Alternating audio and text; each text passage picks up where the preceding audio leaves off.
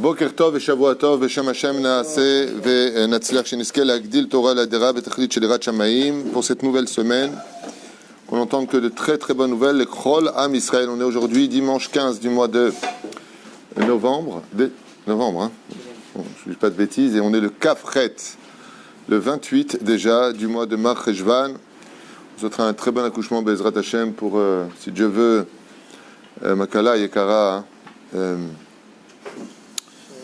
Sharon, attends, tu sais combien j'ai de noms dans la tête? Skina la pauvre, que Dieu la bénisse. Oufren, Rifouach Lemach Lama Meira, pour tous les malades d'Israël. J'aimerais en même temps voir un petit peu 2 secondes, je ne suis pas encore prêt. Le shiur de ce matin sera sur... Ah, oula. Donc on fera peut-être Rabbi Nachman après, puisque dans la liste, celui qui vient, c'est comment gérer et contrôler ses émotions et réactions. Oui. Pour la réussite et la santé de Inon Yaakov ben David Yehoshua et Shai bat Delia Sarah, David Yehoshua ben Yaakov Israël, la venue du Melech HaMashiach dans la miséricorde et non pas dans le feu ou la guerre. Voilà la demande de ce shiur. Donc on va parler aujourd'hui des émotions et des contrôles, des réactions. Ouais, sympa, Bezrat Hashem. Donc c'est un cours un peu coach. Bezrat Hashem Barach Tov, il a fait la malo. Pourquoi ne pas parler de ça? Rifouach Shlema, Morat Miagdosha, Batora Sarata, le Patifret Miriam, Yana ben Esther, David ben Zara. Bikol Echad Vachad, Mimne Israël, Bechol Asher, Ifnu Yaskilu Yatzluchu, Lelu Nishmat Lelef, Relfa, Aden Nishad ben Finja. Denis Simcha Batlola, Tzipora, Bat Deligman Levi Yehuda, Sidne ben Eliou Saïd Ayakar. Moshe ben Nari, Gérard Grulik, Alav Shalom. Bechol Am Israël, merci à tous ceux en même temps qui nous soutiennent. Mamash Mikol Alev, Yoel Yonatan Ayakar, Youssef Mamou.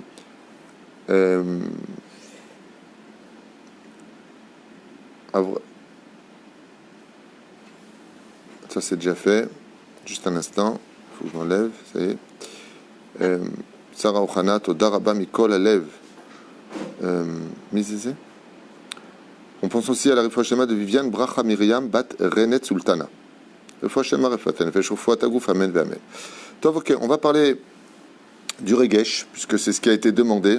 Non seulement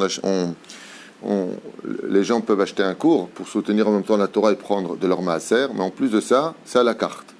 Donc ici, on nous demande de parler de quelque chose, d'un sujet qui est très important. Je vous dis franchement, parce que gérer ses émotions et gérer ses réactions, c'est réussir sa vie. C'est vraiment réussir sa vie. Et Mina Shamaim, je n'ai pas fait exprès, mais ça tombe comme ça dans la liste, ça vient exactement tout de suite après la paracha de Chaye Sarah, où Rashi nous dit, sur les 127 années qu'a vécu Sarah et Minou, aléa Shalom, eh bien, chacune des heures, chacune des semaines, des mois, voire des années de Sarah, a été parfaitement accomplie. Sarah est une femme parfaite, pour laquelle on ne retient aucune faute durant toute sa vie. Si ce n'est pas parce que l'homme doit mourir dans ses tikkunim, parce que la mort est un tikkun, c'est une réparation, Sarah ne serait jamais morte. Elle est parfaite. Mashema'anien, à propos de Sarah, c'est qu'on pourrait poser la question, qu'est-ce qui lui a donné la force de réussir? Alors, qu'est-ce qu'on définit une personne qui a réussi sa vie? C'est exactement le sujet qui m'a été demandé. C'est une personne qui gère ses émotions et qui est capable d'être créative dans ses réactions. Je veux dire que le mot création, réactif, vous avez remarqué? Réactif, création? Réaction, création, c'est le même mot. C'est-à-dire qu'il faut être inventif pour pouvoir être capable de savoir comment réagir. Les émotions sont aussi bien les amis de l'homme que les ennemis de l'homme. C'est-à-dire que quand on n'a pas d'émotion, ce qui est le cas du pervers narcissique par exemple, ce sont des gens qui n'ont aucune émotion. Ils jouent à avoir, ils jouent à des rôles d'émotion. En général, tu les reconnais parce qu'ils plastifient un petit peu le bas de leur visage. Il est toujours un peu plastifié. Pourquoi? Parce que le bas du visage exprime toutes les émotions. D'où le sourire, d'où l'étonnement. Chez eux, c'est un rôle. Donc, il y a quelque chose d'anormal dans leur réaction. Mais imaginez que vous offrez un cadeau à quelqu'un, vous avez dépensé de l'argent, il n'a aucune réaction. Dis-moi, ça ne te fait pas plaisir? Et pourquoi? Tu n'as pas de réaction. Quand les policiers font des enquêtes sur qui est le criminel et qu'ils annoncent une nouvelle, ils sont concentrés sur les réactions et les émotions de celui qui va entendre la nouvelle. C'est-à-dire que quelque part, le baromètre de ce que nous ressentons s'exprime par les émotions. Donc les émotions sont quelque chose d'extrêmement important parce qu'elles nous accompagnent du début jusqu'à la fin de notre vie. Vous allez comprendre pourquoi je parle de Sarah et Menou, quel rapport avec le fait d'en parler. Juste un instant. Mais la reine, nos émotions sont, comme le dit le Ben Ishraï, quel est le salaire de nos mitzvot quand tu fais une mitzvah? Tu mets une pièce de tzedaka, tu viens pour prier, tu viens pour étudier la Torah. Toutes ces mitzvot que Dieu nous a données dans le judaïsme, ouais, sont des mitzvot pour lesquels on a été créé. Donc on ne reçoit pas réellement de salaire pour la mitzvah goufa elle-même. Mais on reçoit, dit le Ben Ishraï dans son commentaire sur Shir HaShirim, le salaire sur l'émotion mis dans la mitzvah. La joie, l'intensité, la hitla avut, on dit en hébreu. Donc s'il n'y a pas d'émotion, ben, il n'y a pas d'humanisme. C'est-à-dire qu'on ne peut pas vivre sans émotion. Et si on n'en a pas, eh bien ça vient nous annoncer quelque chose qui n'est pas humain. On est robotisé, on ne réagit pas. Ce qui fait que l'émotion au niveau amical doit servir pour « Oh ben je suis très content de te voir, heureusement que j'ai exprimé de l'émotion. » Là, qui ouvre la porte. « Ah bonjour Youssef. Oui. Non, rien. » C'est bon, de rentrer. « Ah Youssef, comment vas-tu? Je suis content de te voir. Makara. Qu'est-ce qui se passe ?» De mettre de l'émotion, c'est mettre un peu de chant dans les réactions que nous avons dans nos vies. Tant qu'elles sont pour le bien, il faut les libérer. On t'a rendu un service, on t'a annoncé une bonne nouvelle. Le mec annonce une très bonne nouvelle. Chérie, qu'est-ce qu'il y a? On a gagné l'auto. Super, bon alors change de voiture. Oh man, c'est horrible. C'est tout ce que ça te fait. Bon, on n'a plus, vous savez ce qui se passe? On n'a plus envie de te faire plaisir. Quelqu'un qui n'a pas d'émotion, chaque fois qu'il offre un cadeau, ouais, enfin, je me rappelle, on avait offert un cadeau à quelqu'un. Il a pris le cadeau comme si c'était un bout de papier qu'on lui avait donné. Il y a très longtemps de ça, Ken. Il l'a posé à côté de lui. Et la réaction qui a été directe, c'est la prochaine fois, on ne fait plus de cadeaux. Quoi. Ouvre-le. Ouais, Todaraba. Merci. Alors, je vous disais, vous savez que. Oh, on est parti, on a fait la caisse pour payer. Ça coûtait de l'oseille. On a choisi quoi prendre. Le salaire, c'est l'émotion de l'autre. C'est la réaction de l'autre. On attend de toi une réaction. En réalité, le cadeau en lui-même, on s'en fiche. Ouais. Mais ce qui compte pour nous, c'est ce qui fait plaisir, c'est comment tu vas réagir. Attendez juste un instant, je vais l'ouvrir. Vous avez fait tous ces efforts. Attendez. Waouh, Eze Yofi, magnifique. J'aime. Ou Baruch Hashem. Ah, qu'est-ce que ça s'appelait pas? Vous avez remarqué quand quelqu'un réagit pas bien, on lui dit, tu sais, il y a le papier de change, hein, si tu veux. Ah oui, d'accord.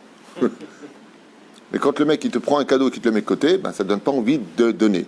Ce qui fait que si on n'a pas d'émotion dans la Torah, dans le judaïsme, on ne peut pas y accéder, on ne peut pas y arriver à ce travail fait de façon professionnelle ou pas.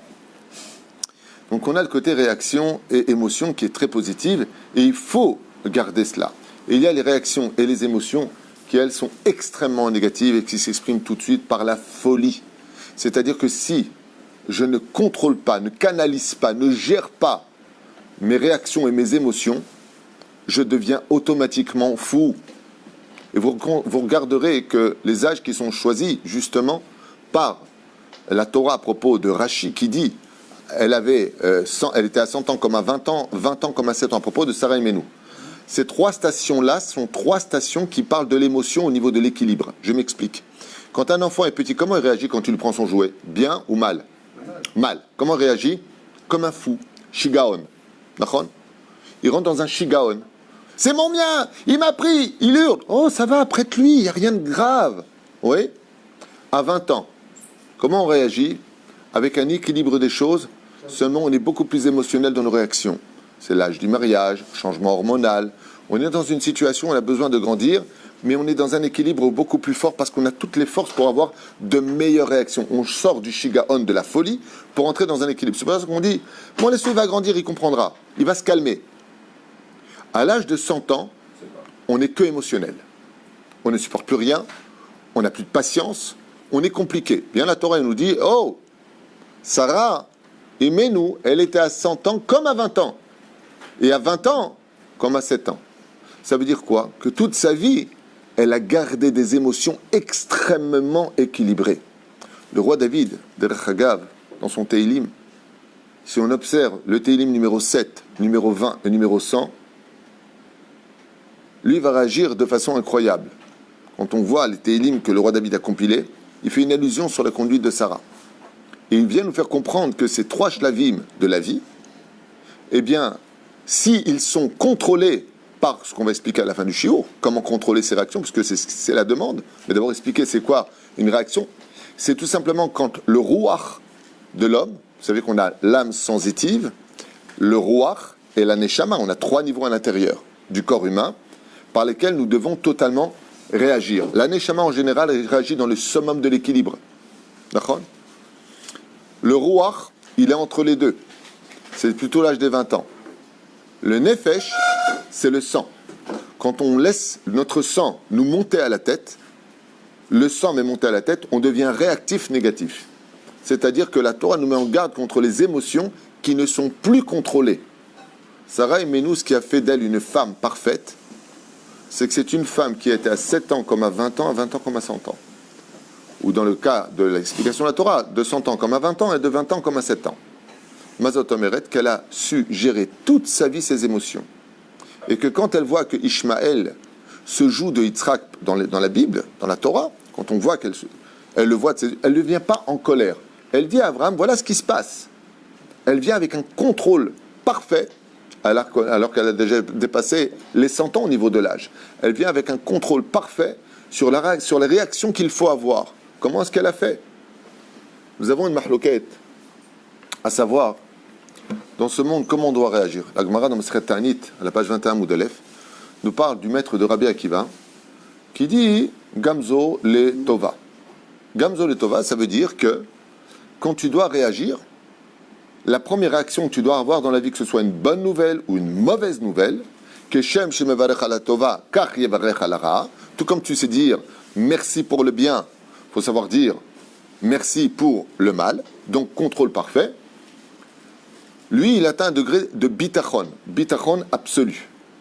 Rabbi Nachum de Gamzo n'a pas d'émotion quand il emmène une caisse remplie de diamants chez l'empereur, qu'un voleur de l'aubergiste lui vole ses diamants, lui met de la terre, il ouvre, il voit que c'est de la terre. Comment tu fais normalement? Ouah, mince! Tu rentres dans une panique totale, on t'a volé une somme astronomique, on t'a mis de la terre qui vaut rien, et lui, qu'est-ce qu'il dit? Gamzo letova. Est-ce que c'est un manque d'émotion ou c'est un surplus d'émouna? Réponse, c'est un surplus d'émouna. C'est-à-dire que sa réaction à lui, c'est bon, bah, si Dieu veut que je lui amène de la terre au lieu de lui amener des diamants, Dieu fait ce qu'il veut. Mais il est comme ça dans tout. Ce qui fait qu'il n'a pas un nonchalant, parce que ça pourrait être un petit peu oh là là, il y a quelqu'un qui vient te rayer ta voiture. Ouais, Gamzo letova, c'est mieux qui me raye le visage. J'aurais dû. C'est bizarre. Hein?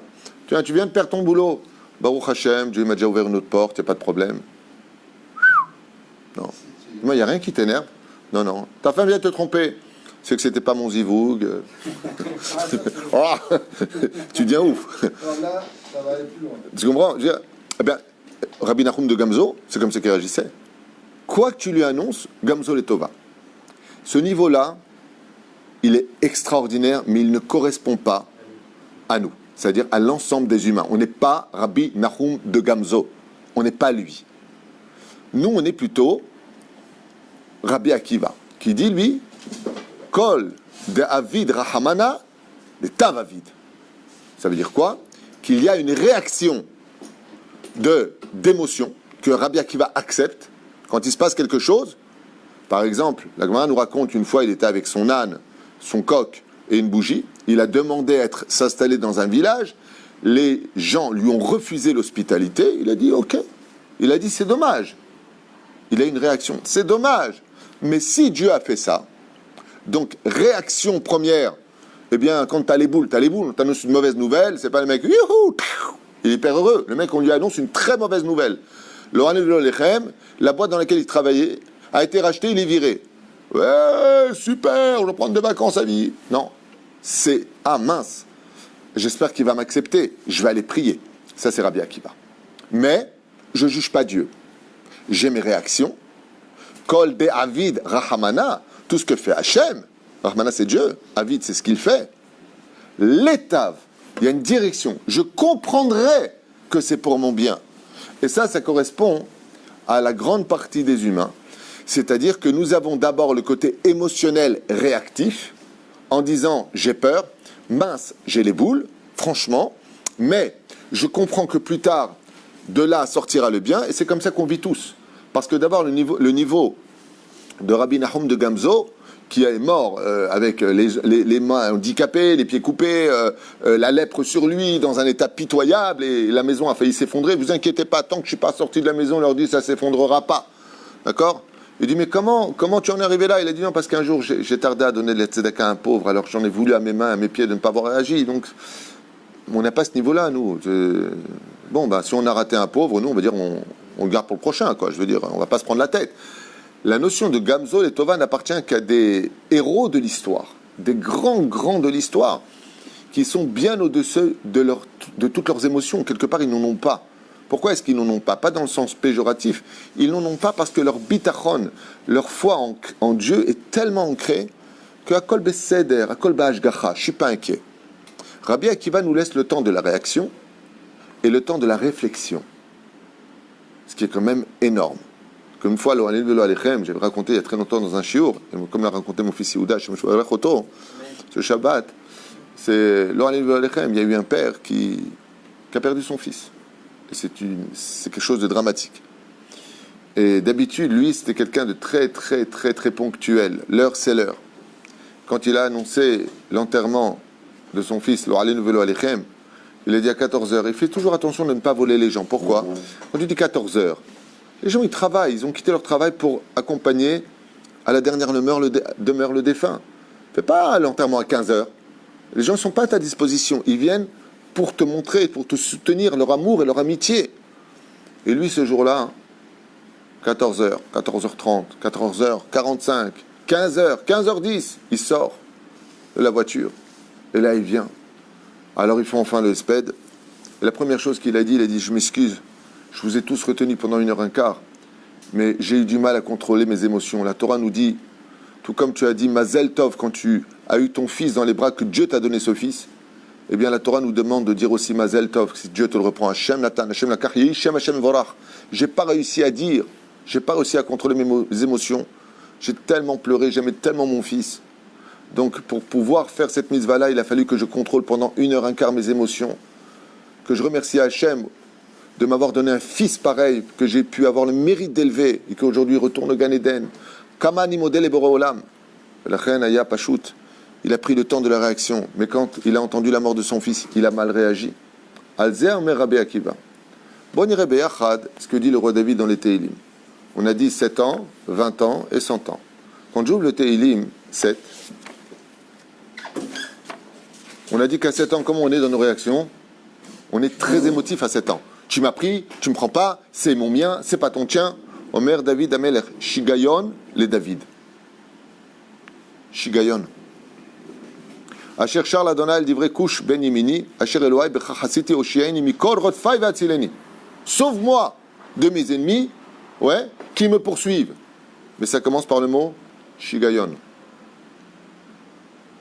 Comme les enfants, ils réagissent, après ils demandent de l'aide.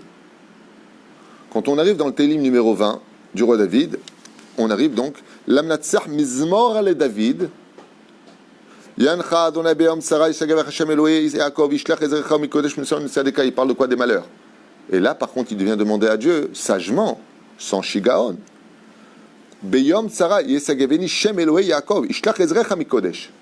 J'ai un problème, et je demande à Dieu maintenant d'intervenir avec équilibre dans ma vie. Regardez bien, c'était Elim, ou Mitzion is adeka, et c'est de Tzion que viendra cette démarche. Dieu se rappellera de tous les corbanotes qu'on a fait. Et Dieu viendra remplir les pensées de ton cœur et viendra t'aider dans la vie. Et à l'âge de 100 ans, donc on a vu Shigaon, quand la personne perd la tête de façon émotive, non contrôlée. Ici, on arrive à celui qui réagit en disant, mince, je suis dans le pétrin, Dieu, il faut que tu m'aides. Donc, réaction, réflexion. Et ensuite, on arrive à un 3e degré dans les Teilim. Si je vais dans le Teilim 100, parce que c'est 100 ici, c'est Gamzo Letova. Mizmor, Letoda, Ariula Donai Kola, Retivdu Ata Dona Bisimcha, Bolifana Birnana. Vous avez Rabbi Akiva et vous avez Gamzo Letova. Dans le Télim, quand vous regardez l'âge de Sarah Imenu, elle était à 100 ans, comme à 20 ans, et de 20 ans comme à 7 ans. Mizmor Letoda. on voit que le niveau de Sarah Imenou, dans ses émotions et ses réactions, c'était toujours Mizmor Letoda. C'est pour ça qu'on dit qu'elle était à 100 ans, qui veut dire 100%. À 100 ans comme à 20 ans. Pourquoi à 20 ans? Parce qu'à 20 ans, on a cette force réactive de pouvoir bien prendre les choses. La vie, on est encore jeune, la vie est longue devant nous. À 7 ans, on est émotif, très émotif. Eh bien, on nous fait un extraordinaire tour psychologique en nous disant non, tu sais qui c'était Sarah? Tout comme à 20 ans, tu as toutes tes forces pour bien réagir en disant bon, ben, une de perdue, 10 de retrouvée. À 20 ans, tu es encore jeune, tu as la vie devant toi. Sarah Imenou, à l'âge de 100 ans, elle disait Mizmor Letoda. À 20 ans, elle disait Mizmor Letoda. Et à 7 ans, Mizmor Letoda. Elle libère. La reine, celui qui contrôle ses émotions, celui qui arrive à les gérer, Iprinato, c'est quelqu'un qui réussit sa vie. Seulement, voilà le problème. Le problème, c'est que quand on trouve une solution, il y a toujours un nœud à l'intérieur. Des fois, on croit qu'on gère ses émotions. Des fois, on a envie de s'énerver, on a envie vraiment de s'exprimer, on a envie de dire « mais mince, c'est pas bien ce qui se passe ». Et on ne va pas le faire parce qu'on va jouer les intellectuels, les élégants. Je vais bien réagir. Seulement, le problème qu'il y a, c'est que ton rouah, il a bien réagi, mais ton effet n'a pas bien réagi. Il y a ce qu'on appelle les effets secondaires. Ce qui fait que des fois, comme le font beaucoup de gens qui commettent énormément d'erreurs, qu'est-ce qu'ils font?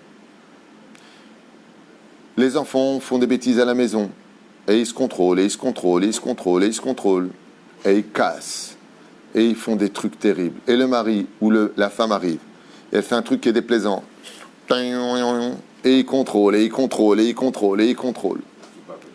Jusqu'au jour où le petit, il est juste à côté de lui, le pauvre, il a 2 ans, et en disant « Papa !» il a fait juste tomber le verre d'eau par terre, et là, ça se casse. Et là, le mec, il dit « Ce verre d'eau, c'était la goutte d'eau qui a fait déborder le vase. » Quand on te demande de contrôler tes émotions, c'est pas pour laisser un vase se remplir. Ça veut dire que ce qu'on fait souvent dans la vie, c'est qu'on compresse en nous des émotions non exprimées. Résultat, on est mal. On est mal parce qu'on vit comme une cocotte minute qui, pour un truc stupide, va exploser. Va exploser. C'est comme le mec au travail. Il s'est fait humilier, ça le fait pas, patati patata. Il la joue Gamzo Letova. Ensuite, il avance dans la vie. Il y a encore un mec qui lui a pris sa place de parking. Gamzo Letova. Et ainsi de suite. Et sa femme, elle lui dit un mot. Et là, il lui dit tu vas pas commencer, ma vie, elle est pourrie. Oh, mais moi, quel rapport? C'est pas moi qui t'ai pris ta place de parking. C'est pas moi qui t'ai humilié au travail. C'est pas moi. Pourquoi tu fais des amalgames? Ce qui fait que si tu ne gères pas tes émotions pour les libérer correctement, donc pas simplement les gérer, les canaliser, comme l'a fait Sarah, il est évident que tu vas droit dans un mur. Parce que ce que tu es en train de faire, c'est de tirer l'arc à l'envers, c'est-à-dire tu vas le tendre, et la flèche, quand elle va partir très loin, pour rien. C'est-à-dire qu'à un moment de ta vie, tu vas lâcher toute cette pression qui aurait dû être lâchée au moment opportun. En d'autres termes, quand on te demande comment ça va, la vraie réaction, c'est de dire ce qui ne va pas. Et pas de dire Baruch Hashem, parce qu'il faut toujours ouvrir la broute du bon côté. On sait très bien qu'il faut dire Baruch Hashem, Toda Rabba. Et on sait très bien que tout est les Tova. Mais quand ça ne va pas, ça ne va pas. Pourquoi tu dis que ça va quand ça ne va pas? Tu sais ce qui va se passer? Ce qui va se passer, c'est que ça peut finir avec un suicide psychologique ou même physique. Ou alors de grosses disputes. Moi, j'ai connu quelqu'un, chez l'Oneda, ouais. Il a voulu divorcer de sa femme. Je lui ai dit, pourquoi tu veux divorcer? Il a commencé à me raconter des histoires, machin, un truc chouette. Dis-moi la réalité, c'est parce que tu n'arrives plus à assumer ta famille? Il m'a regardé comme ça, il me dit, ouais, je crois. Sans âme en lui. Il n'y avait pas d'âme en lui.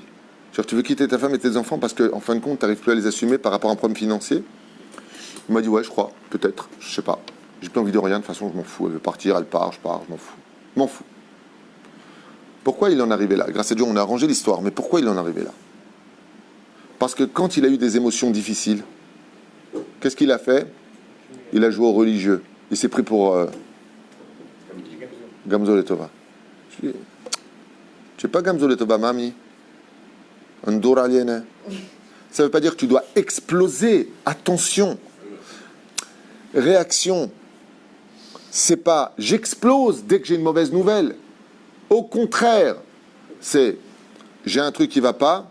Mince. Alors maintenant, qu'est-ce que je dois faire? Vous voyez, Sarah et Menou, c'est l'exemple parfait de la femme la plus équilibrée de l'histoire. Ishmaël, ça va pas avec eux.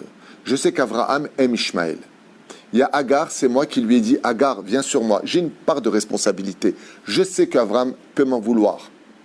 Je vais renvoyer Agar, certes, mais je vais demander à Elohim d'intervenir. Je sais que j'ai tort, que ça peut me coûter la vie. Elle assume. J'assume. Tu te fais planter au travail, tu as eu un problème. Maintenant, qu'est-ce que je fais avec les cartes que j'ai sur moi? Ouais, j'ai été arnaqué, j'ai pas été payé. Baruch Hashem, au lieu de mourir, Dieu m'a pris de l'argent. Tu es content. T'as raison. Si tu as vraiment ce niveau-là, tu es une bombe. Est-ce que tu as vraiment ce niveau-là? Non.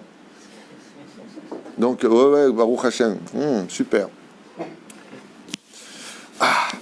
Baruch Hashem, Dieu il m'aime, hein, il m'a mis à l'épreuve. Je suis content. Je vais devenir quoi? Maman, j'ai pas compris, à l'instant tout était bien, c'est mieux l'argent que ta vie. Tu gères pas tes émotions, tu les refoules. Tu les emmènes dans un trou noir qui vont t'emmener dans une dépression incontrôlable.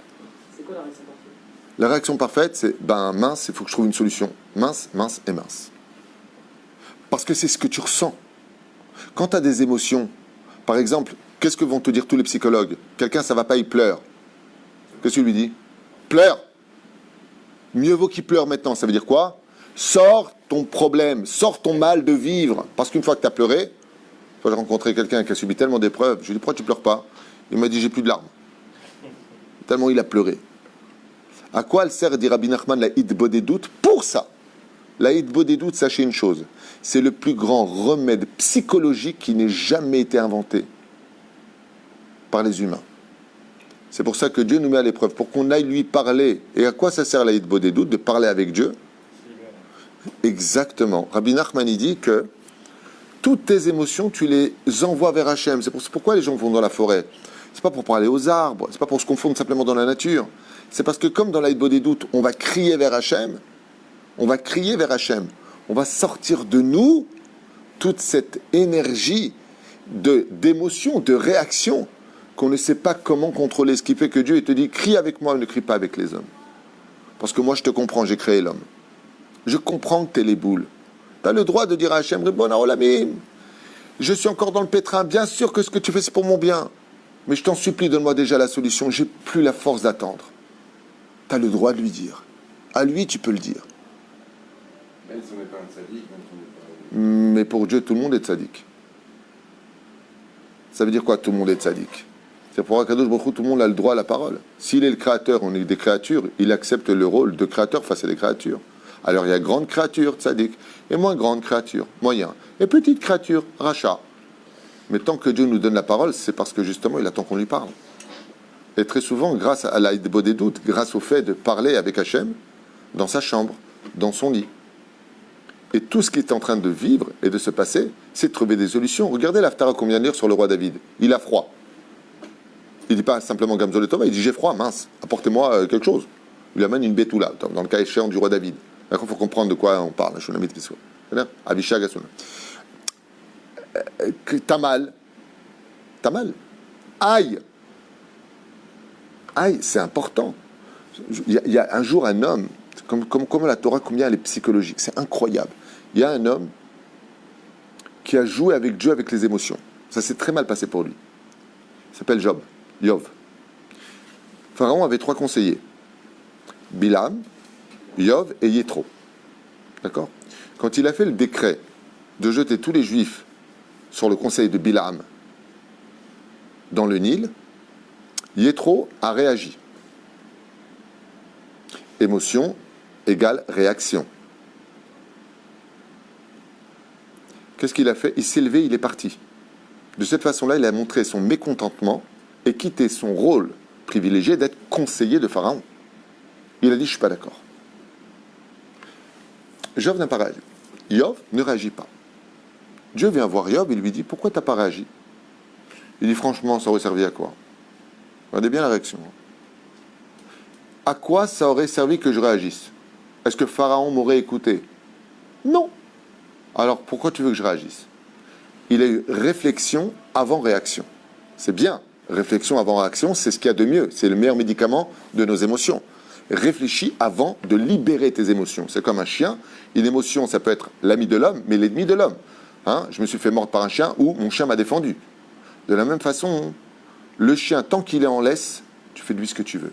Si tu le libères, tu ne sais pas ce qui va se passer.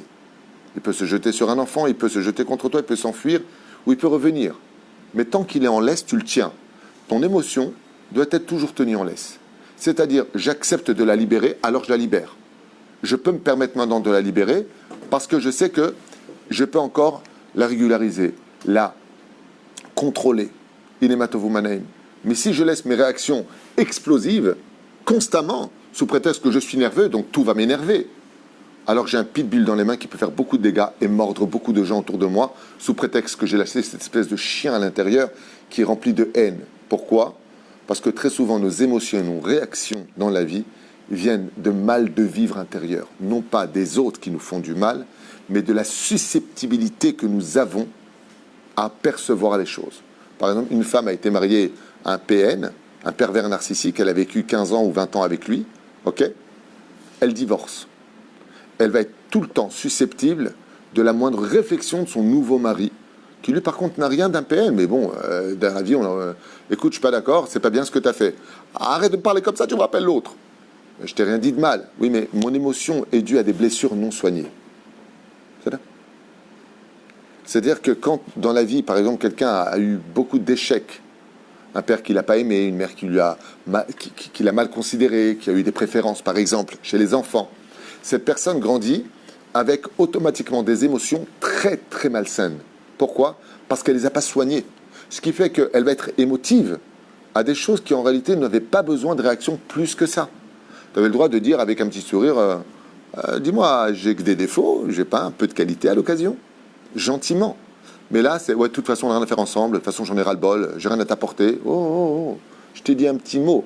C'est vrai que c'était peut-être à soigner, mais très souvent, nos émotions mal contrôlées n'étaient pas à la hauteur de ce qui devait se passer. Ça n'aurait pas dû se passer comme ça. Et on le voit très souvent dans les couples qui viennent me voir, me disent « Mais Rav, du tout, pour rien, ça explose. » C'est pas pour rien que ça explose. C'est que quand tu as une plaie ouverte, tu frôles, ça fait mal. Quand tu as un panari, la fois que j'ai dit, tu as un panari, j'ai eu un panari. On sera. Quand une personne a un panari, tu lui frôles le doigt, aïe, il a une réaction. Et nous, qu'est-ce qu'on dit? Mais regarde ce que tu m'as fait, j'ai mal. Il dit, non, moi je t'ai frôlé. Par contre, toi, tu as un problème à l'intérieur. Tu es trop émotive, tu es trop réactionnel, tu es trop nerveux. Tu n'as pas soigné des problèmes d'avant. C'est pour ça qu'il est impératif de se faire des introspections, qui est la première règle de la hitbodedut. C'est quoi la hitbodedut? Le fait de s'isoler, de parler avec un Dieu dans la chassidoute, ouais, c'est l'introspection.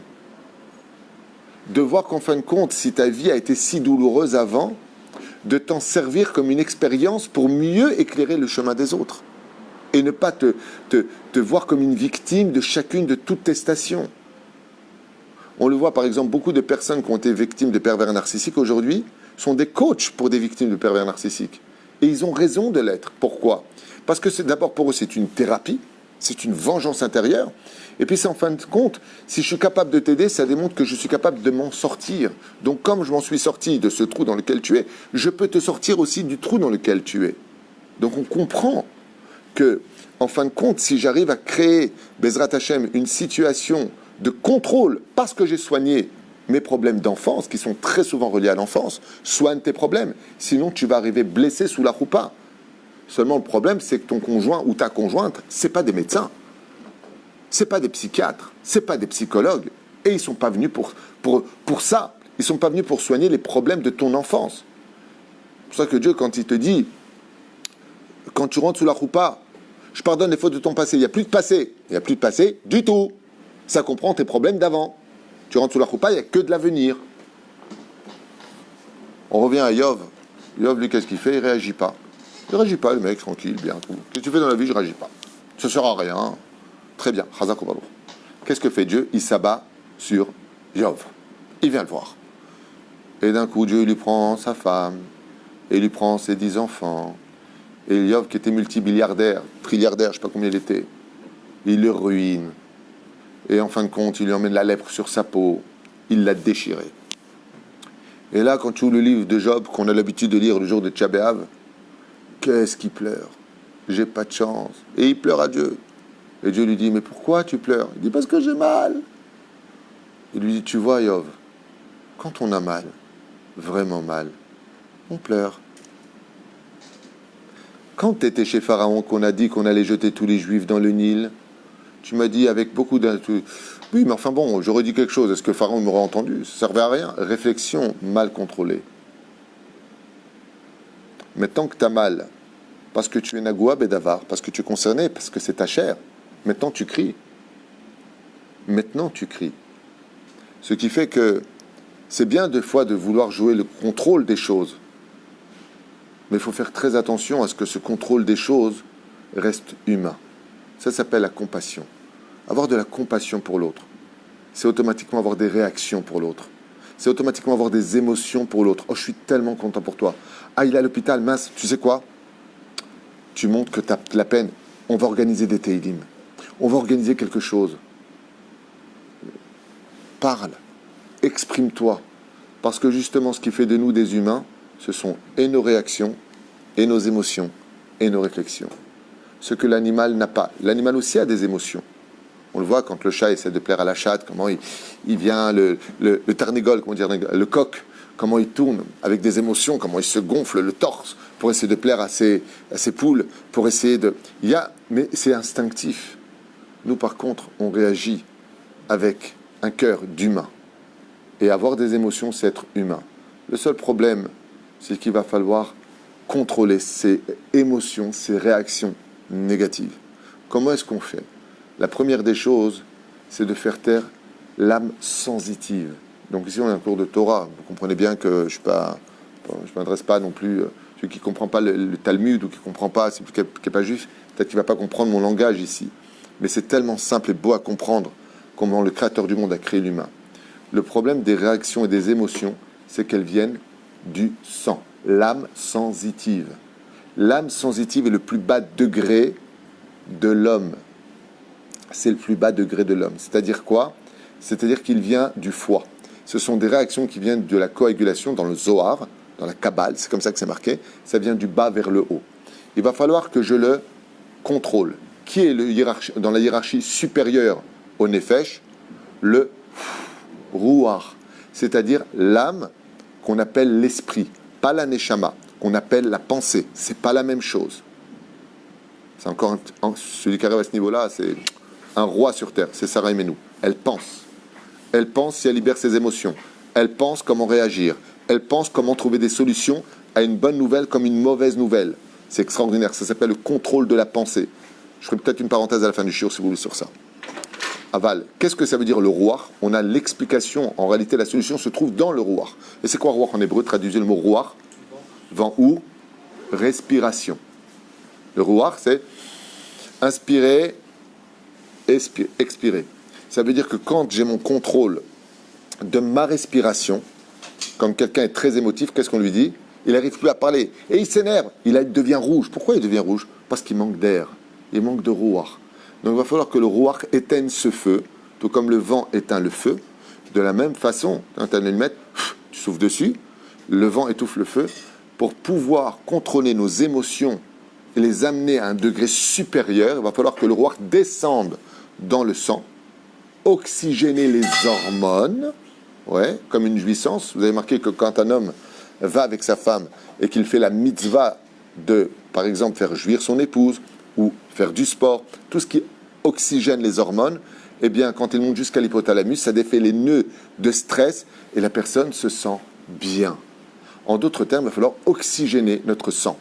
Donc, avant de réagir, la première règle, c'est de savoir qui on est. Si tu apprends à parfaitement te connaître et savoir que, par exemple, tu es nerveux, je joue pas au mec qui est calme, tu es nerveux. Quand quelqu'un est nerveux, le mec dit « T'es nerveux? Non, moi je contrôle, je fais du kung-fu, je contrôle. T'en es pas là, mon pote, t'es nerveux ?» Il faut que tu connaisses tes ennemis, sinon tu vas les sous-estimer, tu vas t'en prendre une grande dans la vie. Chaval, tu vas te prendre beaucoup d'échecs dans la vie. Tu sais pourquoi? Parce que tu ne te connais pas. C'est pas une tare d'être nerveux, c'est un tikkun. Donc il va falloir que, avec ce que j'adore chez ma mère, que Dieu la bénisse, c'est que de tout temps, j'ai vu avec elle, quand elle devait faire des plats et des plats et des plats, on avait beaucoup d'invités à la maison. Et il manquait ça, il manquait ça. Je dis, maman, mais comment tu vas faire s'il manque ça? Elle m'a dit, c'est pas grave, avec ce que j'ai, il va falloir que je fasse avec. Eh bien, ce que tu es né, il va falloir faire avec. Des fois, tu as du mal à réagir, tu as du mal à comprendre, tu as du mal à savoir quoi répondre, tu es super nerveux, t'aimes pas ceci, t'aimes pas cela, t'aimes bien commander. Mets tout ça face à toi. Arrête de te cacher derrière des paravents de « je suis parfait, je suis bien », reconnais tes défauts. Place tes qualités à droite, place tes défauts à gauche et vois qui tu es.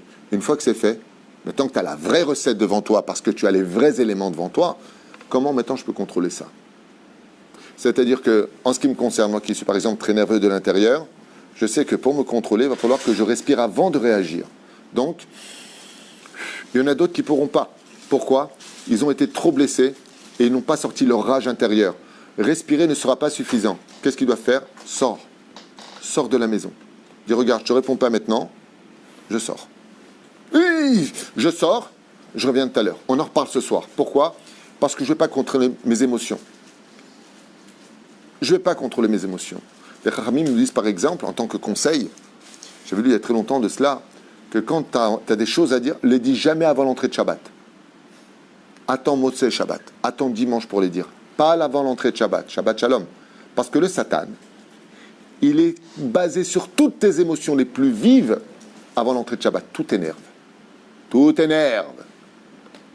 Donc si tu as des trucs à régler, par exemple dans le couple ou avec les enfants, dis-moi toi, tu avais dit que tu viendrais... Hop, ça s'emporte. Pourquoi? C'est pas le moment. Apprends à gérer tes émotions. Quelqu'un qui sait parler avec ses enfants, qui sait parler avec son épouse, il sait comment se contrôler. Il vient pour construire la situation. Alors automatiquement, il peut tout se permettre. Même pendant Shabbat, il peut en parler. Parce qu'il contrôle. C'est-à-dire que ses pensées sont plus fortes que son roar qui contrôle le Nefesh Abéimi que nous avons en nous. Et c'est pour cela que celui qui pense bien, celui qui comprend comment ça se passe dans le corps humain, comment gérer ses émotions, comment les canaliser plus que tout, comment les libérer pour donner de la joie à l'autre, par rapport à nos émotions, qui sont... Il faut savoir que les émotions sont un langage de par lui-même. Des fois, tu as des gens qui disent « Oh, ben alors vraiment, merci beaucoup, hein ». Ben, super. Et puis, il y en a d'autres qui vont dire « Waouh !» Et tu vois leur visage qui s'illumine de joie. C'est mieux qu'un « Merci beaucoup, j'ai dit ce que j'avais à dire ». Donc, c'est très important de garder ce langage de l'émotion. Quand tu pries Rabbi Moshe Deri, chaque fois que je voyais prier, je n'arrivais pas à prier. Je regardais, je n'arrivais pas à prier. Tellement il avait de l'émotion quand il priait. Je me rappelle une fois, il a fait l'Echadodi, donc j'étais à côté de lui, et il m'a dit, tu chantes pas? Je lui ai dit, non, c'est trop beau de vous regarder. Il avait une émanation qui sortait de lui, Béhémet, c'est les lèvres qui tremblaient quand il chantait en l'honneur de Dieu. L'émotion, c'est quelque chose qui est extraordinaire, mais qui peut devenir un buisson de ronces s'il se transforme en colère. Donc garde cela. Comment on fait au niveau de l'esprit? Je vous dis que je vous parlerai un petit peu de la pensée. Alors très brièvement. Si je regarde que des films d'horreur, les films d'action aujourd'hui, c'est empreint de sexualité et de meurtre.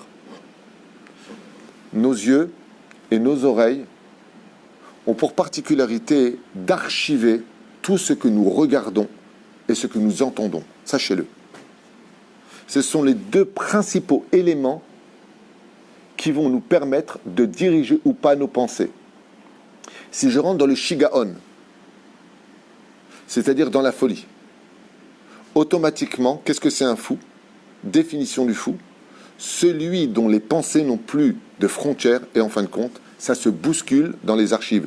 Tout sort dans un amalgame le plus total, où le mal rencontre le bien au niveau des pensées, l'influence, parce que tant qu'il n'y a pas la Géoula, le mal aura toujours le dessus sur le bien.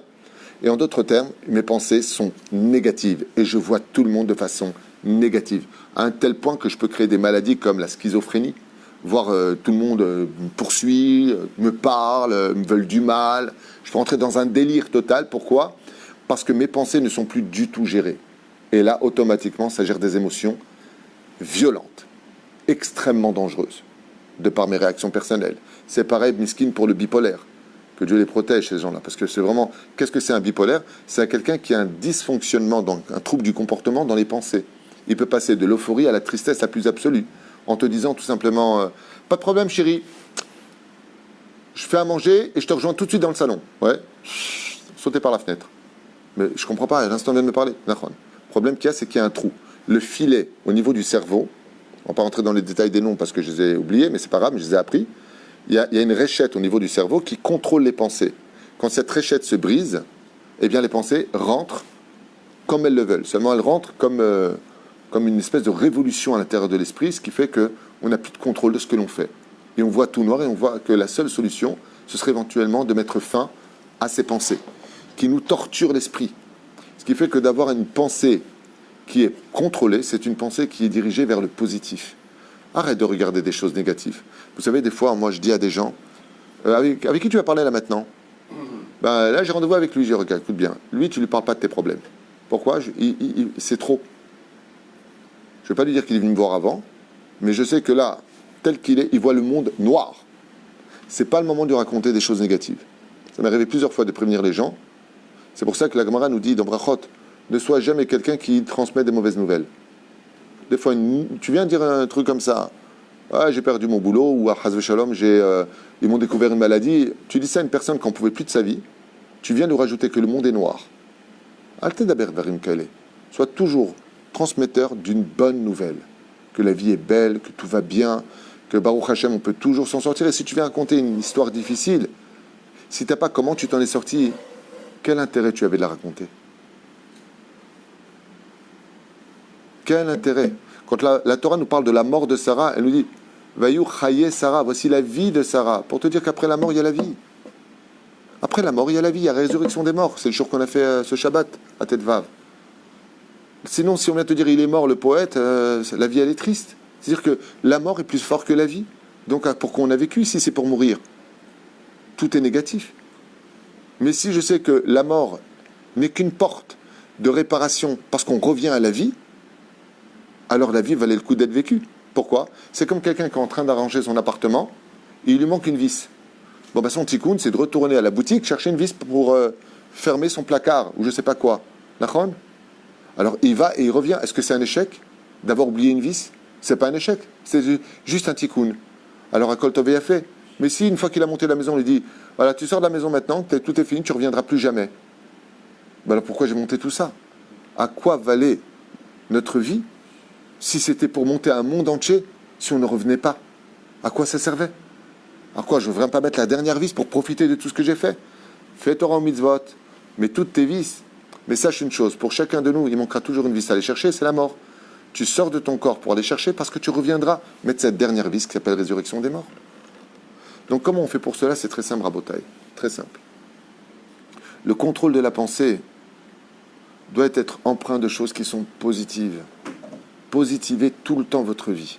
C'est pas simplement Kol David, Rachamana, l'État Vavid, tout ce que fait Dieu sortira le bien de cela. Mais soyez patient. C'est-à-dire que si je dis à mon émotion, pour une nouvelle un peu difficile, bon, réagis pas maintenant, viens, on voit ce qui va se passer avec. Je respecte mon émotion, c'est ce que veut l'émotion négative. Respecte-moi, connais-moi, je suis là, ne me sous-estime pas. D'accord? Je vais voir. Comme j'ai dit une fois à quelqu'un, vous allez rigoler, mais j'ai dit une fois à quelqu'un, regarde, note, comme elle était enceinte de sa femme, je lui dis, regarde, note la date, l'heure où ta femme t'est énervée, que tu as envie de la tuer maintenant, parce qu'elle est enceinte. Ne réagis pas. Dès qu'elle a accouché, tu attends 2-3 mois, tu ressors le carnet, tu lui dis ça. Il m'a dit, bon, ok. Il a mis son émotion comme ça, et n'oublie pas, telle date, regarde ce qu'elle t'a répondu. Un an plus tard, je le vois, je dis, au fait, comment vas-tu? Ça va. Moi, le carnet là, de tes émotions, tu lui as dit après, il me dit, mais putain, j'ai oublié le carnet, Bichlal. Alors, qu'est-ce qui s'est passé? Il n'a pas réagi, mais il a transmis quelque part. Des fois, tu as une tache noire. Cette tache noire, tu ne peux pas l'ignorer. Elle est là, cette tache noire. Ne dis pas non, j'ai pas de tache noire, elle est là, il y a bleed, elle est là. Pas de problème, je te mets juste après. J'attends. Ça, c'est Rabbi Akiva. J'attends. Il avait son âne, il a été dévoré par un lion. Il avait son coq, il a été dévoré par un renard. Il avait sa bougie pour étudier la Torah. Elle a été éteinte par la pluie qui est tombée à ce moment-là. Qu'est-ce qu'il a fait, Rabbi Akiva? Il a dit, bon, ben, puisque je ne peux plus étudier, moi je vais dormir. Je verrai demain pourquoi. Et le lendemain, quand il a vu que le village qui avait refusé de l'accueillir, il avait été attaqué par des brigands, qu'ils ont brûlé tout le village, et qu'ils étaient passés à 2 mètres de lui, il a dit, oh, Baruch Hashem, heureusement que le lion m'a mangé mon âne, que le renard m'a mangé mon coq, qui me servait de réveil matin, et que la pluie a éteint. Parce que s'ils avaient vu ou entendu braire mon âne, le cocorico, donc il y a peut-être quelqu'un aux alentours, ils m'auraient aussi trouvé, à dire Rabbi Akiva. Donc j'attends le lendemain.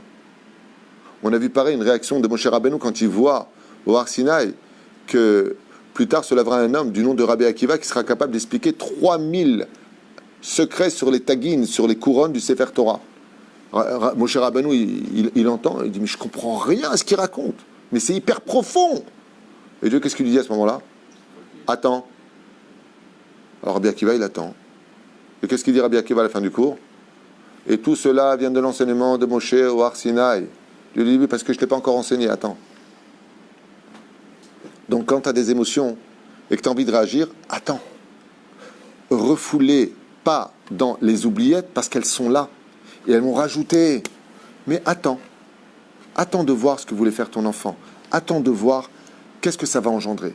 Si tu vois que ça engendre mal, tu auras le droit de réagir, mais contrôle. C'est ce qu'a fait Sarah. Avant de venir voir Abraham pour lui dire, cet enfant que tu as eu avec Agar, il est pourri. Il veut du mal. Lo yoresh aben, mon fils ne va pas. Elle n'est pas venue le voir sur un moment d'un contrôle d'émotion ou d'énervement. Elle lui a dit, Abraham, ça fait des mois et des mois que j'observe la scène. Et maintenant, j'ai compris que c'est pas possible.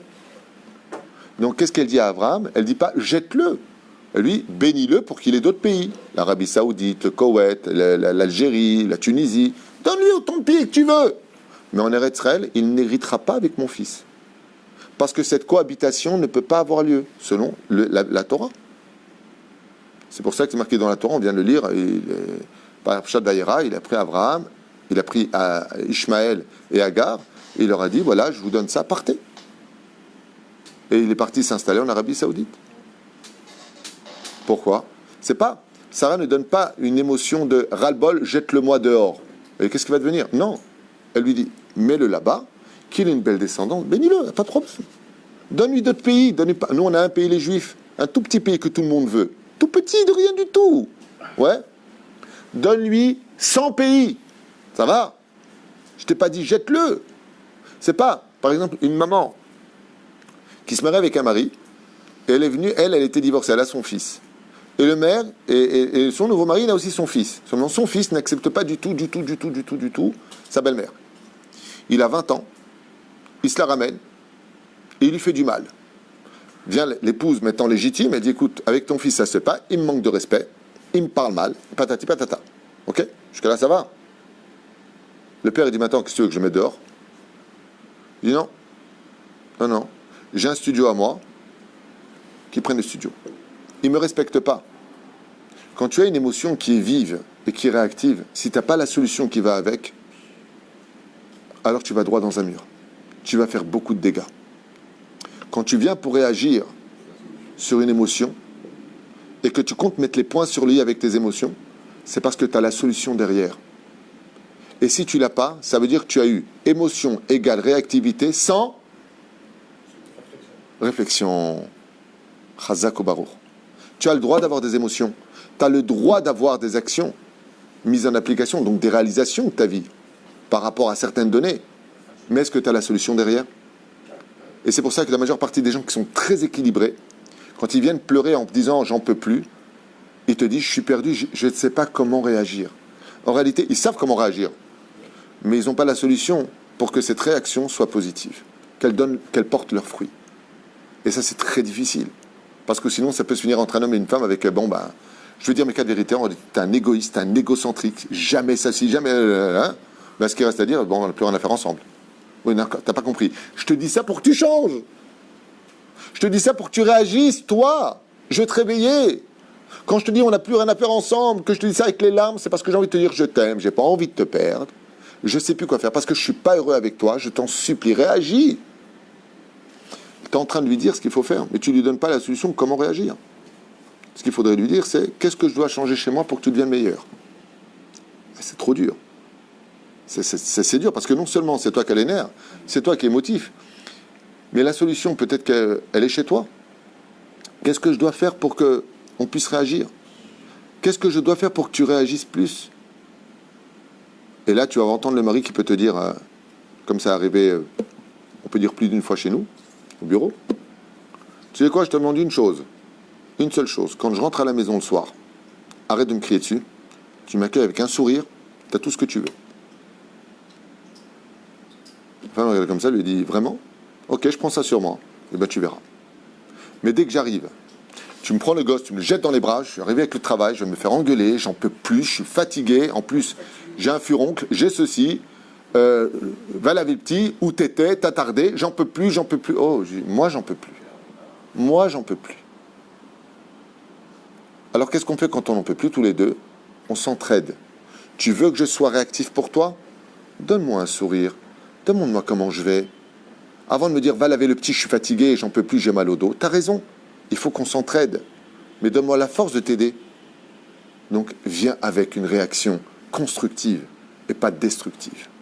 Et le problème qu'on a, c'est que comme on est très, très, très mêlé aux nerfs dans les émotions, alors on va détruire parce que les nerfs portent les nerfs. La réaction au feu, c'est le feu. Tu me cries dessus, je vais te crier dessus. Et alors? Eh bien, ce sera qui criera le plus fort. Ou pire encore, comme disait Maran Harav Kook, l'indifférence. Tu rentres et tu es carrément indifférent à tout ce qu'elle te dit. Il y a deux choses qui énervent une femme.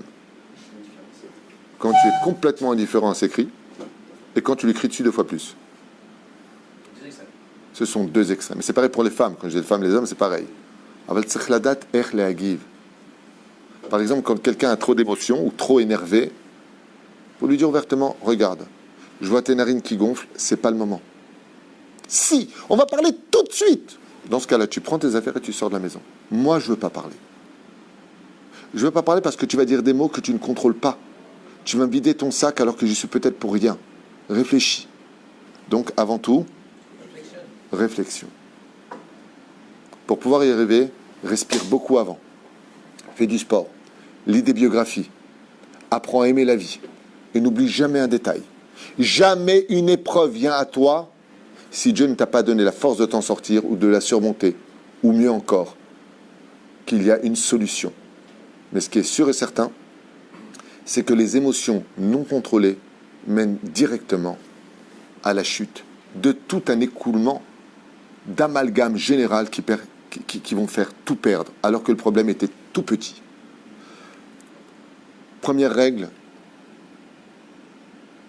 souvent les maris quand ils entendent ça, ils disent « Tiens, t'as entendu le cours du Rav Tuitou, il a dit, regarde, t'as un problème dans ton passé, je t'ai dit, t'as un problème avec ton père, t'as jamais eu ton père qui t'a aimé, donc aujourd'hui tu me reportes tous tes problèmes. » Non, c'est pas comme ça que ça marche. C'est toujours le problème regarde, le problème est chez toi. Vous connaissez ça? La première règle, je voulais juste avec ça, parce que je vais faire un deuxième shiur quand même. Je voulais faire un shiur de 20 minutes, mais c'est 20 minutes tunisiennes. C'est, Bémet, de vous donner rendez-vous avec vous-même. Prenez ce luxe. C'est un luxe. Les gens, vous savez que les métro, boulot, dodo, on ne se rencontre plus nous-mêmes. Tu sais quoi? Je vais t'employer un mot qui est très difficile pour un rabbin de dire. Méditation. Moi, je vénère ce mot. Moi, je vénère ce mot. Je trouve que la notion de méditation, c'est une des règles qui a été malheureusement un peu ignorée par l'enseignement de nos rabbinim, mais qui est d'une dimension tellement importante. Pourquoi? Parce que comme ils ont la Torah, c'est la Torah qui les gère. Mais pas tout le monde a la Torah. C'est bien d'avoir de la... Je ne parle pas de la méditation bouddhiste, attention, je ne parle pas de ça. Hein. Non, mais Bémet, très souvent, tu sais, tu prends une feuille et on se prend pour des balèzes. Ouais, moi j'étudie, moi je suis le meilleur, moi je donne à ma femme, moi je gâte ma femme. Et je vis au bureau, Est-ce que vous êtes gentil avec votre femme? Et t'as la femme qui fait comme ça? Pas du tout. Lui, bien sûr. Attends. Sincèrement, je vous dis un truc dans les couples, je suis mort de rire parce qu'on dirait qu'ils ne vivent pas ensemble. Il n'y a pas un point sur lequel ils sont d'accord. C'est pas possible, c'est la même maison. À un moment, peut-être... oui, je suis d'accord, mais c'était pas vraiment comme ça. Je comprends, mais là, pas du tout. C'est pas du tout. Comment? Vous ne vivez pas ensemble, comment ça peut être tellement opposé? Vous savez d'où ça vient ça? Ça vient d'une maladie qui est très peu connue. C'est le semblant d'être. Ça veut dire quoi? Par exemple, une fois, quelqu'un m'a dit Anikova et Tim la Torah. J'ai dit, ah bon, quelle heure? De quelle heure à quelle heure? Ben, des fois, non, pas toute la semaine. Oula. Déjà, ça change. Ouais, calme, exactement. Ensuite, alors, tu as dit que tu fixais un temps d'étude? Ouais, tous les matins. Sa femme à côté dit, tous les matins. Quand? Tous les matins. Ben, je ne vais pas étudier avec mon copain Jean-Luc. Mais tu y vas que le dimanche. Tous les matins. Mais vous plaisantez, vous ne savez pas combien... C'est une maladie qui est très connue, la mythomanie, mais c'est un semblant d'être. C'est-à-dire qu'on se projette sur une petite étincelle et on en fait une grande flamme.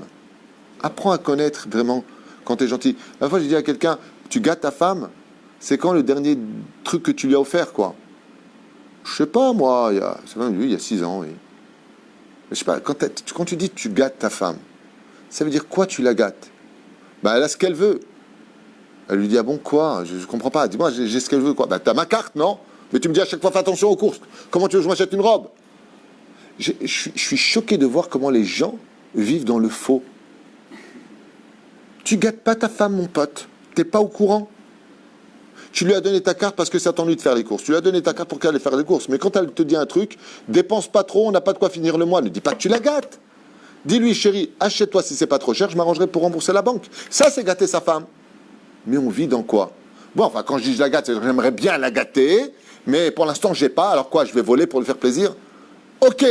Alors ne dis pas que tu la gâtes. Vous comprenez ce que je veux dire? C'est-à-dire qu'on jette des idéologies, qui vient du mot idole. On se projette comme si que Kivyachol, on était les meilleurs, alors qu'on ne l'est pas. On pense qu'on étudie la Torah la journée, l'onachon. On pense qu'on est tout le temps gentil, l'onachon. On pense qu'on est tout le temps au top, c'est l'onachon. L'onachon. Comment on arrive à cela?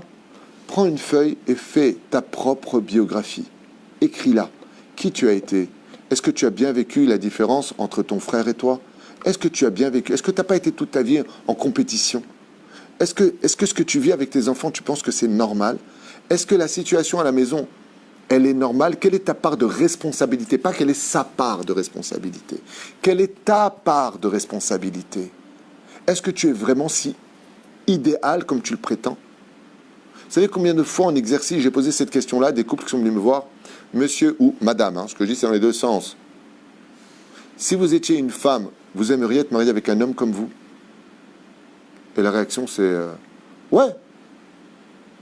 Non. Non, c'est vrai. Je dis ben, c'est votre femme qui a le malheur d'être votre femme. Vous voyez? Vous-même, si vous étiez une femme, vous aimeriez être mariée avec quelqu'un d'autoritaire, qui crie, qui insulte tout le temps. Et qu'est-ce qui te sort le mec? Mais je t'en supplie, mais c'est un truc de malade. Ouais, mais vous savez, Rav Tutu, j'ai trop souffert dans ma jeunesse, j'en peux plus de ma vie. Je dis donc, votre femme, c'est votre punching ball. Et ce que je dis, c'est aussi valable pour une femme vis-à-vis de l'homme. Hein. Ton mari, c'est un punching ball, j'ai pas compris. Vous comprenez ce qui se passe? Les émotions ne viennent pas comme ça. Elles ne sont rien d'autre qu'un barreau d'une échelle qui existe depuis des kilomètres et des kilomètres, que tu n'as jamais analysé, jamais réparé, jamais soigné. Soigne-toi, Baba. Vois ce qu'il ne voit pas chez toi. Vois pourquoi la moindre parole te met dans un état incroyable. Ne parle pas comme ça à moi, mais qu'est-ce que tu as avec toi pour te détester autant, au point de ne supporter plus personne? Zot Hashe'ela Amitit. C'est là qu'est la vraie question qu'on doit tous se poser. On peut même aller jusqu'à voir des psychologues et tout. Bevadaï. Seulement, le psychologue lui-même, des fois, il a des problèmes. Non, bien sûr qu'il est bon d'avoir il y a des très bons psychologues, il y en a des moins bons. Moi, j'en connais un à Paris, que Dieu le bénisse, docteur El-Kriev, que je conseille vivement à tout le monde. Bémet, je ne dis pas ça pour lui faire de la pub, il est excellent. Je vois les résultats, j'ai envoyé plusieurs patients, il est excellent. Que Dieu le bénisse. Tov, ou Yodel et Daber, il comprend, en plus il est religieux, donc il a ces deux accès qui sont la psychologie, peut-être de Freud, et puis en même temps celui de la Torah, ce qui aide énormément au niveau de la psychologie. Mais le plus important, c'est qu'il n'y a pas un meilleur médecin, dit la Torah, que nous-mêmes, pour nous-mêmes, dans l'absolu. Fais-toi une introspection de ta vie. Vous vous rendez compte que moi, j'en suis arrivé à un stade, un jour dans un shlom baït, à faire avouer à l'homme quel était le malaise avec sa femme. Ça se passe à Tel Aviv. Vous savez ce qui en est ressorti de ce rendez-vous? 10 minutes à la montre. Parce que là, je lui dis, mais attends, si je comprends bien, alors problème, tu viens d'avouer que c'est pas ta femme, alors c'est toi le problème. Quel est ton problème? C'est ce qui m'a sorti de sa bouche. Il m'a dit ce que je vais vous dire, je ne l'ai jamais dit à personne. Il était amoureux d'une autre fille, fou amoureux d'elle. Il a rêvé de se marier avec elle. Cette fille s'est mariée avec un autre homme. Il a épousé celle qu'il a épousée par fatalité, parce qu'il en avait ras-le-bol. Tu t'es marié, je me marie. Ouais. Et tout son mal de vivre et son amour mal géré, il le traduit sur cette épouse qui est sa femme aujourd'hui. Et quand il m'a dit ça, je lui ai dit à la fin du rendez-vous, je lui ai dit donc en fin de compte, votre femme n'est autre que la victime d'un amour mal géré. Il m'a dit ouais peut-être. Je lui ai dit tu sais que tu as une grande teshuva. Il m'a dit vous avez raison, je suis sorti de lui demander pardon. Bémet, vous avez raison. C'est vrai. Tu te rends compte, 10 minutes où on n'a parlé que de toi. En 2 secondes, tu as trouvé le problème. Il m'a dit c'est marrant, je ne m'étais jamais avoué ça. Je sais pas parce qu'il n'y a pas eu de méditation. Quand je parle de méditation, encore une fois, il ne fallait pas mettre le temps comme ça dans une grotte pendant 10 ans, il ne sert à rien le mec. Je ne parle pas de ça. Je parle introspection, méditation, ça veut dire vraiment, qu'est-ce qui ne va pas dans ta vie? Qu'est-ce que tu aimes? Qu'est-ce que tu n'aimes pas? Qu'est-ce que tu veux de ta vie? Qui tu es vraiment? Et si tu vas bien à l'intérieur parce que tu as enfin trouvé qui tu étais, donc tu as une adresse puisque tu sais qui tu es, tu verras que tu vas commencer à arrondir tous les angles. Tu verras que tu vas aller beaucoup mieux. Et que quand tu vas réagir en disant, comment ça va? Ben, écoute, pas fort en ce moment, mais Baruch Hashem, j'ai de l'espoir. Je sais que ce que fait Dieu, ça c'est la majeure partie de Rabbi Akiva. On a grandi dans les émotions, on a grandi dans l'évolution. Et si on veut y arriver, il n'y a pas de solution si tu ne sais pas qui tu es. Qu'est-ce qui ne va pas et qu'est-ce qui va chez toi? C'est magnifique quand tu rentres pour parler avec quelqu'un et que la personne te dit « Regarde, pas maintenant, je ne suis pas très bien en ce moment, je pense que je vais mal réagir, tu es pour rien, je ne veux pas te blesser. » Magnifique. Ok, quand? Comme une fois j'ai dit à ma femme, quelqu'un qui m'avait vraiment énervé dans le parking, il m'a fait monter les nerfs. Donc je rentre à la maison et je dis shalom, shalom. Je lui regarde, bébé, pas maintenant. Je suis un petit peu contrarié. J'ai peur. Peut-être je vais mal te répondre. Tu vas me dire un truc qui va pas me plaire. Je vais pas être moi parce que je suis contrarié. Donc laisse-moi juste 10 minutes. Donc bien entendu, 1 minute plus tard, ma femme arrive. Et elle me dit qu'est-ce qui s'est passé? Je lui dis je t'ai dit 10 minutes. Mais c'est pas grave, toi tu te contrôles. Non. Aval, sachez que ça, c'est quelque chose de très important. Quelqu'un, pareil, m'a dit, il devait partir à un mariage, il y avait un mariage. Et là-bas, je lui dis, pourquoi tu me poses la question, est-ce que tu vas à ce mariage ou pas? Il dit, parce que là-bas, il y a une femme que j'ai le béguin pour elle. Je ne m'étais pas marié. Il me dit, si. Tu n'as pas le droit d'aller à ce mariage. Il m'a dit, ouais, j'en étais sûr. C'est mignon, c'est innocent. Mais pourquoi tu vas te mettre en danger? Pourquoi tu vas aller voir cette femme alors que tu es un homme marié? Qu'est-ce que tu vas poser tes yeux ailleurs? Si tu vas la regarder, tu vas archiver. Si tu vas archiver, ouais, tu vas créer un malaise. Donc tu vas devenir plus susceptible, plus sensible, moins objectif, moins réaliste, moins de réflexion. Donc automatiquement, mauvaise réaction, mauvais truc. De toute façon, on n'a rien à faire ensemble. J'aurais jamais dû t'épouser. Pour une histoire de quoi? Mets la table, chérie. Moi, je suis pas ta bonne. Tu fais rien. Moi, je travaille. Toi, tu fais rien à la maison. Oh là là, je t'ai simplement dit, mets pas la table. Mange par terre. Tu m'as saoulé. Je t'ai rien dit de mal. Mais pourquoi tu réagis mal? Parce que tu n'as pas de réaction interne. Parce que tu ne sais pas qui tu es. Parce que tu ne contrôles pas ce que tu es. Et si vous voulez contrôler vos émotions d'aujourd'hui, alors comprenez que les émotions sont nées le jour de votre propre naissance, avec votre réincarnation. Et que si vous ne savez pas comment les gérer, ça vient essentiellement du fait que vous ne vous connaissez pas.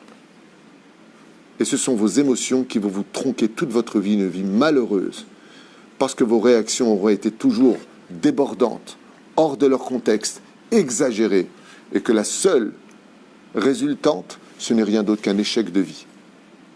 Et c'est pour ça que la Torah nous demande de soigner d'abord avant tout nos midot. Derech eretz, kadma la Torah. Baruch Adonai l'olam, amen. Amen.